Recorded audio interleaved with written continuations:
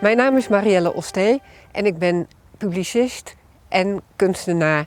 Ik maak allerlei beelden en ik heb onlangs een boekje geschreven over strandpaviljoenhouder Jannes van der Voorde. We zijn hier in het Zwin achter mij, ik sta op de dijk.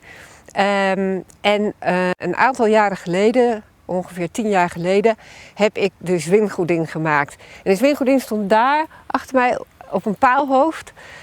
Mooi te zijn en ik heb een beeld gemaakt met een telefoon in de hand. En mijn bedoeling was dat dat beeld een eigen virtuele identiteit zou krijgen. Dus een eigen e-mailadres, een eigen blogspot, een Facebook-account, een Twitter-account.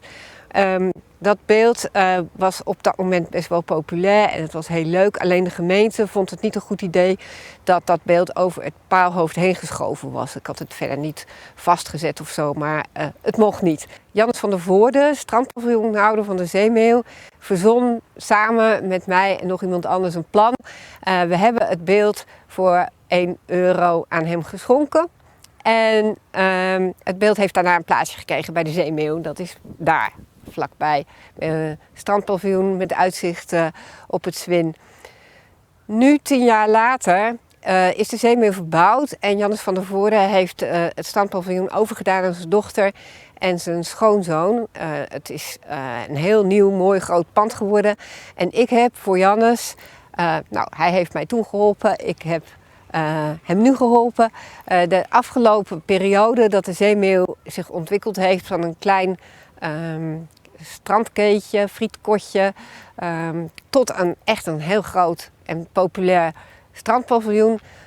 Alle anekdotes verzameld over de zeilschool, over de kitesurfclub, over het schatgraven. Over alles wat daar gebeurd is.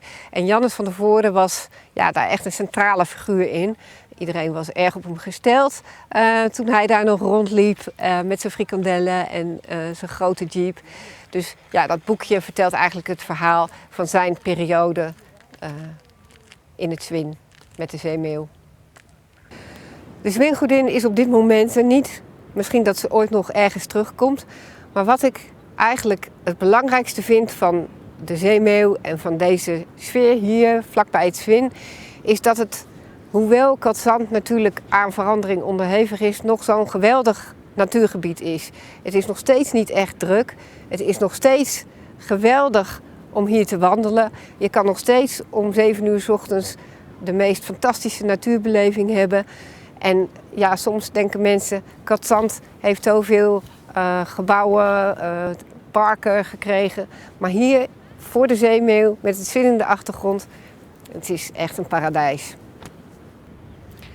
Dit is het boekje. En de titel is Onderkoning van het Zwin. Dat was een beetje de bijnaam van Jannes van der Voorde. En Jannes was een heel bijzondere man. Op een dag, vorig jaar in de zomer, kwam ik Jannes tegen in het dorp in Rotragement. Hij had het over zijn paviljoen en hij keek terug op 35 jaar lang arbeiden. En hij zei, wat heb ik nou bereikt? Wat heb ik bereikt met de Zeemeeuw? Hij gaat plat, er komt een prachtig nieuw paviljoen, maar het is wel mijn levenswerk. Er sprak trots uit, maar ook een beetje verdriet. En ik zei, joh Jannes, dat is geweldig. Je hebt echt sfeer gemaakt in het Zwin. Iedereen heeft het over de Zeemeeuw en je hebt mij fantastisch geholpen met de Zwingodin. Het was een gesprek waarbij hij toch dacht, maar een tijdperk is voorbij. En we dronken samen een biertje op het terras bij de Parlevinker. En ik zei, joh, die 35 jaar, wat dacht je ervan als ik daar nou zo'n mooi verslag ga maken? Ik spreek jou gewoon een paar keer over wat er allemaal gebeurd is. We doen er foto's bij en dan hebben we een mooi document van jouw prestaties. Er gaat ook een hoofdstuk over de zeilschool en de kitesurfclub. De kitesurfclub is hierachter, de zeilschool is daar. Daar gebeurt altijd heel veel. Het ziet er heel erg leuk uit op het strand. Het maakt het levendig. De reddingbrigade is nu die kant op.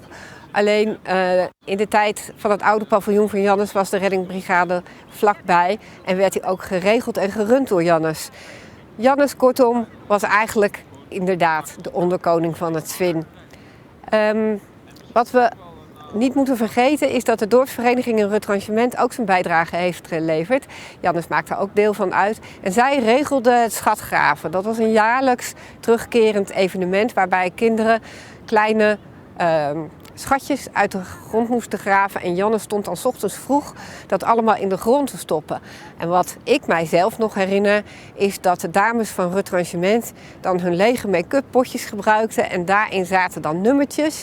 En die nummertjes die correspondeerden dan met een pak ballonnen of marshmallows die in het strandpaviljoen de Zeemeeuw zaten te wachten. Wat ook heel bijzonder was, was de nieuwjaarsduik. En wie liep daar voorop? Jannes.